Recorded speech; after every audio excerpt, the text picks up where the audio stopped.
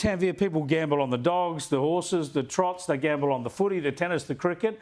They can use cash for that at the TAB or at the track. Why shouldn't all gambling then be cashless? Look, Chris, honestly, my take is I think this. I know there was a New South Wales Crime Commission report, but I think this is partly a backlash to exactly what you've alluded to. I think gambling is much more ubiquitous with online and the internet than it has been, especially in the last 5 years. So I think there is a bit of a community concern. We're taking it out on the pokies. Now, in my field, gambling is known as a behavioural addiction. So it's not like a substance that causes a physiological change, but it's still about poor impulse control, not being able to regulate rewards. So there is something in this. And I think Perrottey's clearly seen it as a winner. But I do agree, there's actually, both Men's and the clubs industry do have something to say that we don't actually know exactly how this can operate. But most people are not problem gamblers, right? This is, again, where you're changing the rules for everyone because of a very small percentage of problem gamblers. That's right. But I guess the argument might be the problem gamblers still, in terms of the revenue, make up... That's one of the big debates in this. Yeah. They make up almost a third. According to the numbers, they make up a very large portion of the total profits. Wow. Even though they're a tiny portion. Another interesting aspect of this when it comes to human behaviour, Claire, is taking the cash out of it. I was involved in some poker machine reform back in South Australia eons ago. And one of the things that we did with that was to get rid of the automatic play machine. That is, you had to hit the button every time you bet $1 or whatever. So it registered with people, was the theory. Now, if people are not using cash, if it's just going on the card, does that make it easier sometimes to gamble because they're not actually seeing the money disappear? Yeah, from a behavioural perspective, that's absolutely an argument. And I think, we can argue that just in our everyday spending, right? Use your credit card, use a debit card, don't see the money, tap and go, tap and go. Everyone's spending more through those means anyway. So, yeah, I agree. If you've got a kind of set amount of cash in your hand and once it's gone, that might be a time that you have to stand up, go to the ATM and withdraw more. If you don't have to do that, and what stops you pre-setting a limit that's extraordinarily high, you could just keep tapping, if that's the case on a poker machine, and keep playing. So, yeah. Let me finish. I'll tell you one thing. The nature of this addiction has changed because it's so digital. Before, you had a few seconds pulling a lever, but now it's a bit like social media or internet addiction, whereas an algorithm keeps serving you up another game.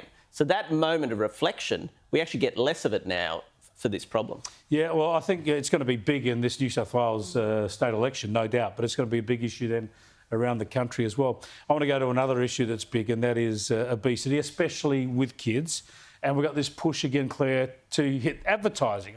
To me, it's like politicians have to do something, have to pretend that they can solve the problems of the world. So advertising is something they can hit. But in the end, isn't it all about personal responsibility? And when it comes to kids, obviously, parental responsibility too. Yeah, it is. It is.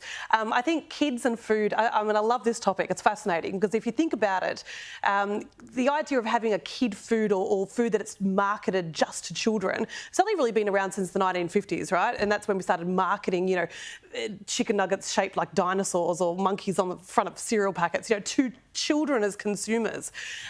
But yeah, at the end of the day, parents are responsible for what they, purchase and what's in their cupboards. And I've got a 4 and 6-year-old. I know Pesta Power. I'm not saying it's easy. And in fact, as far as advertisements go, I often find, that my kids are actually just seeing it more at the front counter. I can't pay for anything these days without it being right there every single time I go shopping. But at the end of the day, it's hard, I know, but it is parental responsibility. And I thought about this and thought, can you imagine the governmental departments that will need to be set up? More public servants to monitor this, decide what's healthy, what's not healthy, what's good, all of that stuff. Is a Subway sandwich fast food or a healthy sandwich? I was in the happy position there for a while when my youngest boy is only about 3 or 4, and he thought the only golden arches were at Yass. So the only time he asked for Macca's is when we were driving to Adelaide or something. But then he cottoned on that they're everywhere.